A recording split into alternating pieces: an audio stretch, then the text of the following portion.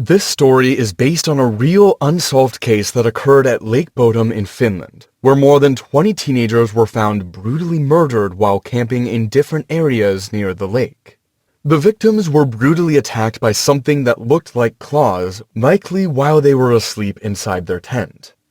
The attack was so sudden and violent that investigators believed it was an animal. Over the years, police received hundreds of tips, interrogated several suspects, and even reopened the case decades later with new forensic techniques, but never found a suspect. We didn't expect anything. We just wanted one weekend away from everything. We arrived late afternoon, we set up camp like it was nothing. The tent was too small, the firewood too damp, and the sausages Mira brought were already warm. That first night I didn't sleep well. The ground was hard and the lake smelled weird, like copper and mold. I chalked it up to fish or algae. Around 3 a.m. I sat up to pee and noticed something in the trees. I couldn't make it out, just a shape standing too far to be clear. It didn't move, didn't make noise. I figured my eyes were playing with the dark. The next morning, Ray found something behind the tent. An animal, or what was left of one. Its guts were out, all tangled in weeds and branches. No head and no real shape left to identify what it had been. He laughed it off at first, but his hands were shaking when he picked up a stick to poke it. The ribs had been pulled apart, like someone had snapped them with bare hands. We dragged the thing away and dumped it closer to the water. Aaron said we should leave, that it didn't feel right. Mira told him he was being dramatic. I just stood there staring at the lake. The water didn't ripple, didn't reflect the sun properly. It just looked flat, like it was waiting for something. That night we stayed closer to the fire. No one said it, but the laughter had died off. We drank less, and we kept turning to look at the woods. They weren't loud or full of movement like normal forests. They just stood there, like a wall of eyes. It felt like the trees weren't just around us, they were watching. We zipped the tent all the way up. Ray kept a pocket knife in his sleeping bag. Aaron held onto his flashlight like it was a gun. I lay in the corner trying not to breathe too loud. Somewhere past midnight, we heard something outside. It wasn't walking, it was dragging. Slow, deliberate. Then it stopped right by the tent. I opened my eyes but didn't move. I could hear breathing outside the tent, heavy and irregular. Then a hand, or something shaped like a hand, pressed against the fabric right by Aaron's side. The fingers were long and crooked. They pushed hard, then pulled away. A second later, the flashlight flickered. That was when I realized Aaron wasn't breathing. I turned my head, heart pounding. Aaron was lying too still. His face was pale, his eyes wide open. His neck was torn on one side. I don't know how I didn't hear it happen. There was barely any blood at first, just a slow leak soaking into his sleeping bag. It was like whatever did it didn't want to wake the rest of us. Then I heard a low sound, like skin sliding against wet fabric. The zipper started moving. It didn't open fast. It moved like someone wanted us to know they were coming in. That sound was worse than a scream. I wanted to yell, to kick, to crawl away, but I couldn't. I just stared as the flap opened. The thing that came in wasn't human. It stood on two legs, but they were too long, bent the wrong way at the knees. Its skin looked dry and pale, cracked like old meat left in the sun. No eyes, just deep slits where they should have been. Its mouth hung open, showing layers of sharp, irregular teeth. It sniffed the air and leaned closer to Mira. She woke up and started screaming. Ray jumped forward, yelling her name, trying to push the thing back. It barely reacted. It grabbed him by the head and slammed him into the tent pole with one fluid motion. I heard the crack, sharp and wet. Ray collapsed with blood pouring from his nose and ears. He didn't move again. Mira crawled back, kicking wildly. The thing grabbed her ankle and pulled her out of the tent like she weighed nothing. Her screams were cut off as soon as it bit her neck. It didn't kill her fast. I could still hear her making choking noises while it chewed. I stayed where I was, heart racing, trying to disappear. I finally moved when it dragged her body out of view. I crawled through the side of the tent, slicing my arm on the torn fabric. I didn't look back. I just ran into the woods, bleeding and shaking. The forest didn't help me. Every step felt wrong. Every branch clawed at my skin. I didn't know where I was going. I just moved until my legs gave out. That's when I saw the tree. It was thick and tall, with a few low branches strong enough to hold my weight. I climbed without thinking, tearing my palms open on the bark. I pulled myself up until I couldn't anymore and sat on a branch wide enough to not break. From the top, I could still see the camp in the distance. The tent was torn open completely, the fire out, everything dark. Ray's body was half in the tent, one arm bent at an unnatural angle. I couldn't see Mira, but I knew where she was. Then I heard it again, that dragging sound. Something was moving through the woods, slower now, like it was searching. I clung to the branch, barely breathing. It moved below me, sniffing, silent. I didn't see it, but I could feel it. The branches rustled slightly, not enough to be wind. Then it stopped. Minutes passed, maybe hours. I couldn't tell. I stayed frozen, muscles locked. I didn't know if it was still there. Every second I imagined it climbing the tree or waiting under me. Mouth open, eyes I couldn't see locked on my legs. I pissed myself at some point. I didn't care. I didn't move until the sky changed. Eventually, the sun started to rise, slow and weak. The forest didn't come back to life. No birds, no wind, no signs of day. But the light helped. It made me believe I had a chance. I climbed down slowly. Hours passed before I reached the road. There was no traffic. I walked until I collapsed near a gas station several miles out. The clerk saw me, ran out, called the police. I didn't say much, just that there had been an accident. I gave them the wrong location on purpose. They found the bodies 3 days later, torn apart, scattered. They blamed a bear, maybe a wolf. Nothing stolen, no tracks, just carnage. They didn't know what to make of it. I spent a week in the hospital. They asked questions I refused to answer. I told them I didn't remember. They ran tests, said I had trauma, maybe shock-induced memory loss. I nodded and kept quiet. I could have told them the truth, but they wouldn't believe me. And even if they did, what good would it do? They'd either call me insane or accuse me of something worse. I saw how they looked at me. The survivor, the lucky one, or maybe the one who snapped. Some nights I wake up still hearing that zipper sound. I sleep with a knife now, even if I know it wouldn't help. I never go into the woods. I don't even walk near trees at night. I don't tell people what I saw. I don't need to. Max had invited me to join the trip last minute. He and his partner Sarah were going with 2 other couples they worked with at the school. I wasn't part of that circle, but I worked at the same campus and said yes because I didn't want to stay home again for the weekend. I figured a few beers around a fire wouldn't kill me. We got to the campground early afternoon. It wasn't a public site, it was one of those remote clearings deep in British Columbia that Max had found years ago and liked to revisit. No other cars, no reception, just trees, a small dirt road, a stream, and a rundown wooden cabin at the edge of the clearing. It looked like it had been abandoned for years. The others chose to sleep in tents, but I decided to take the cabin. The roof still held, and I didn't want to share air with someone else's snoring. The mood was good for the first night. There was food, wine, and a lot of teacher talk. The couples paired off after midnight. I took my sleeping bag and crashed inside the cabin, but I couldn't sleep well. Something about the silence in that place kept me awake, not because it was creepy, but because it felt like the world had ended and no one remembered to tell us.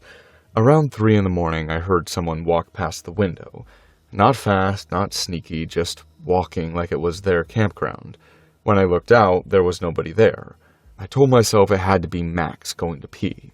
The next morning, I told the group about the footsteps. They laughed and said I had probably dreamt it. Max said maybe it was a moose. By noon, we were prepping lunch when we saw him.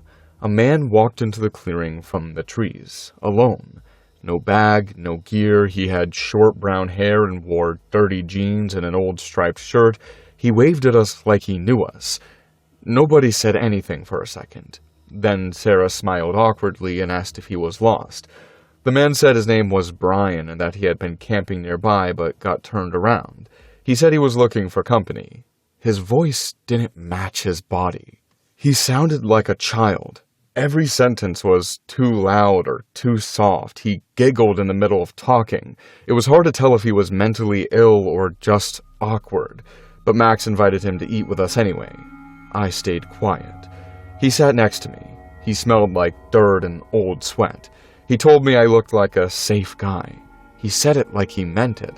I nodded and tried not to look uncomfortable.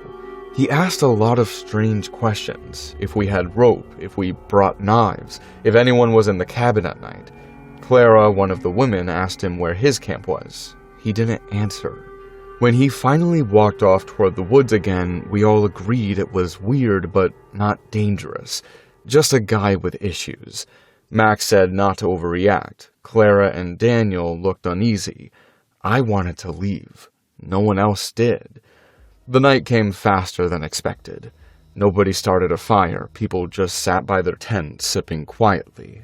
Brian hadn't come back, but his presence lingered, like a bad joke nobody wanted to repeat. I chose to stay in the cabin again. I left the lantern on this time. The air inside smelled worse now, like something had died in the walls. A few hours into the night, I woke up to giggling. Not laughter, giggling, like a child watching something funny on TV. It was outside the window, right near the glass. I didn't move. The giggling stopped. Then I heard him speak. "You sleep like a baby. You're no fun at all." I sat up and grabbed the first thing I found, a metal chair leg I'd used to block the door. I stayed still for a long time. The door creaked, but it didn't open. He was just standing there, but then he walked away, dragging something behind him, something heavy. A scream tore through the forest. Not a movie scream, something guttural, terrified, like an animal cornered. Then another, and another. I opened the door just enough to peek out. I couldn't see him, but I could hear him. "Where are you?" I ran. Not toward the others. I ran toward the stream and ducked behind a fallen tree. I waited. I listened. There were no more screams, just his voice singing. Off-key, words I didn't recognize. When I finally got the courage to move, I returned to the cabin. It was empty, but the door was wide open. Inside, someone had drawn on the floor with something dark. At first I thought it was mud. Then I realized the smell wasn't coming from the walls. It was fresh blood. Clara stumbled in a few minutes later. Her shirt was torn and she was shaking. She said she saw him stab Daniel over and over while laughing. He had called it a game. He had said they were dolls and he was fixing them. She didn't even sound like herself anymore. We locked the door with everything we could find. Chairs, boxes, even an old refrigerator I dragged against it. We didn't talk. We just sat against the wall holding knives we found in the kitchen drawer. Clara stopped crying but didn't make a sound. I felt like I was outside my own body. The footsteps returned. Soft, patient, he tapped on the walls. Then he knocked. "I know you're hiding. Not fair if you hide." He circled the cabin slowly. Then he started banging something against the wood, again and again. I told Clara to run if he broke through. I'd hold him off. She didn't answer. When I looked, she had fainted. He broke a window first, threw in something that smelled like gas. We backed away. Then he set it on fire. We could hear him outside laughing, screaming things that didn't make sense. "Tickle, tickle, burn, burn, who's the toast now?" Ah! I grabbed Clara and pulled her toward the back. The smoke filled the room fast. I kicked out a window and shoved her through it. Then I climbed out and pulled her up. He wasn't at the front anymore. He was busy watching the fire.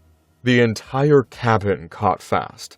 The flames were orange and violent. Wood snapped like bones. Clara could barely walk. We dragged ourselves behind the trees, moving as fast as we could without making noise. but he noticed. He screamed behind us. "You're cheating! You're not allowed to leave! That's not the game!" He chased us with the knife. I let Clara fall and turned to throw a rock at him. I hit his shoulder. He stopped, blinked like a confused child, and then started crying. He dropped the knife and screamed. "Make it stop! It hurts! It's not funny anymore!"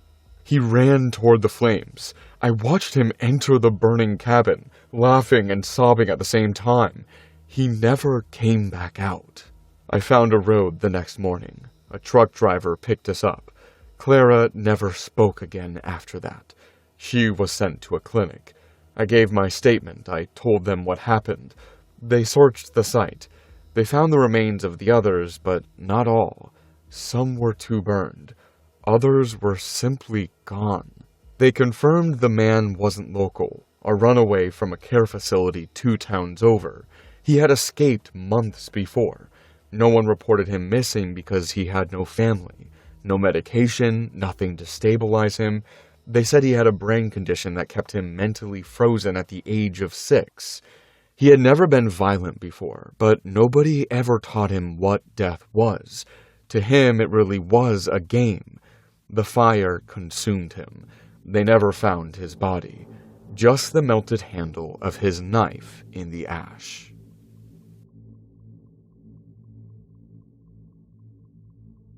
Nowadays, I see a lot of people go hiking and camping in the wilderness. Most of them are amateurs, and they do it just so they can post content to their YouTube channels. Many times they wander into the forest without proper camping gear or equipment needed to survive in the woods. But this is a story of a beginner hiker who bit off more than he could chew. This happened in the late 1980s, when hobbies like hiking, camping, and trekking were getting popular amongst the masses. Back then, I was a park ranger in Yellowstone National Park, and as a park ranger, my team and I were experts in surviving in the forest. And we had started to notice a lot of campers going into the forest to spend some time there. On the evening of July 22, 1989, when my shift was just about to be over, a man pulled up in the parking lot of the national park in his beat-up van.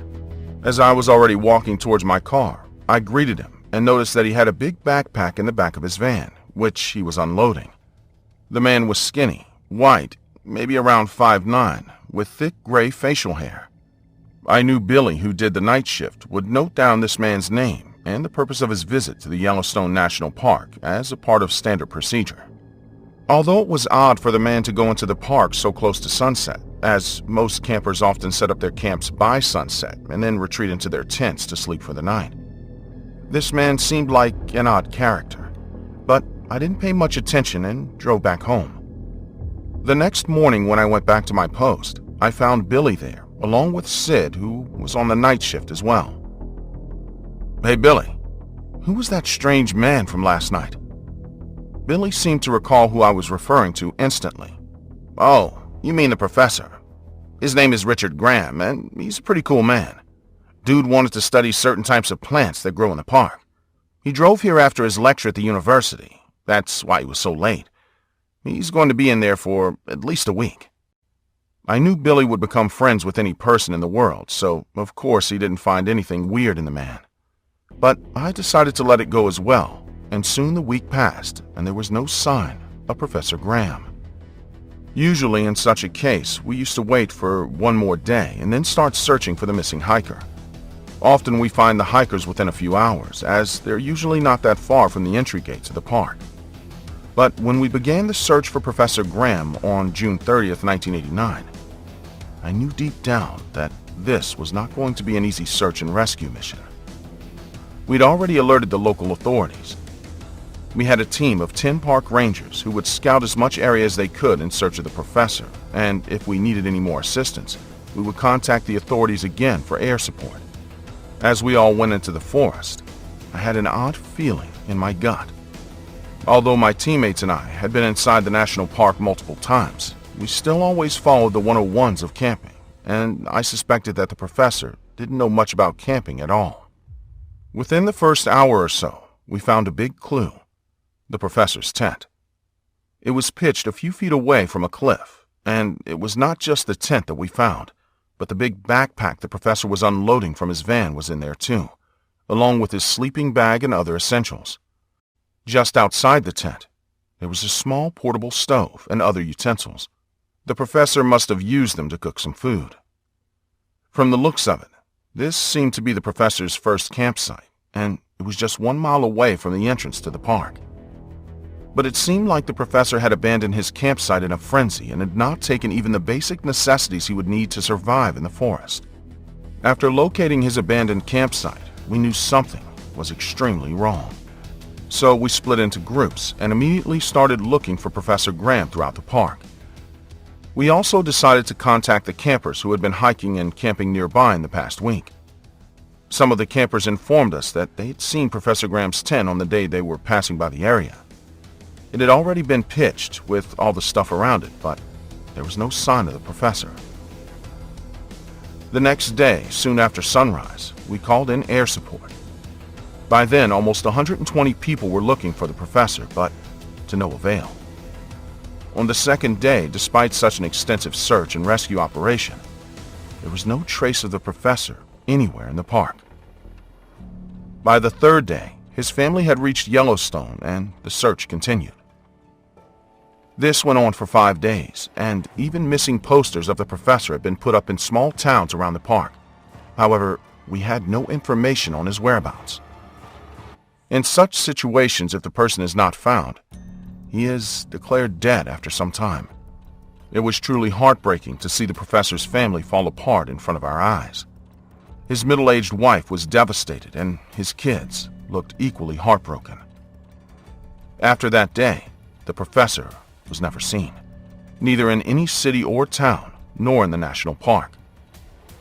20 years later, in late 2009, when I was a few months away from my retirement as a park ranger, one evening I was about to end my shift and drive home, when a skinny man walked out of the forest. My partner Drake noticed the guy at the same time I did.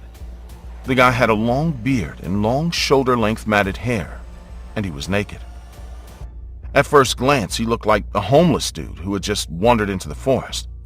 But on taking a closer look, I knew who the man was, and I was shocked. I ran out of the ranger's cabin towards the man. Drake followed me, but had no clue because I was so excited. Most of the staff back from the 1980s had been replaced by new park rangers, and I was the last of them, so naturally Drake knew nothing. "Professor Graham!" I called out to the skinny man. He seemed very disoriented and unsure of his reality, but when I called him by his name, he immediately looked at me. I ran towards him with a spare towel in my hand and covered him up. "Professor, do you remember me?" I knew it was a useless question to ask him, as he had only seen me for less than a few minutes 20 years ago. But I had so many questions for the man. But first I needed to confirm that he was indeed the professor. "Are you Professor Graham, sir?" I asked him while walking him toward our cabin. Instead of answering me, he just nodded. "Where were you, sir?" I asked him again. He just looked at me blankly and said nothing. I asked Drake to call the cops immediately while I gave the professor some warm tea I'd made. I then got him dressed, and before I could ask him any further questions, 2 cop cars were parked in front of our cabin. There were 2 young cops and 1 old who had worked on Professor Graham's case back then as well. We were both involved in all the search and rescue operations, and he too recognized the professor. However, we had both aged significantly in the last 2 decades, while Professor Graham looked the same, not a day older. The cops decided to take the professor back to the police station, and I decided to go with them. There, they interrogated the professor and asked him what had happened 20 years ago, where he had been all this time, and all the professor kept repeating was the fact that he was taken. Taken where, he didn't know. And then he said they sent him back. Who were they? He did not know. It was as if a part of his memory was erased. He remembered going into the park and leaving, and even setting up the camp, but nothing in between. After a few evaluations by doctors and other professionals, he was allowed to go home. But to date, no one knows what happened to the professor. And even after a decade, I still think about this incident sometimes. What do you think happened to the professor?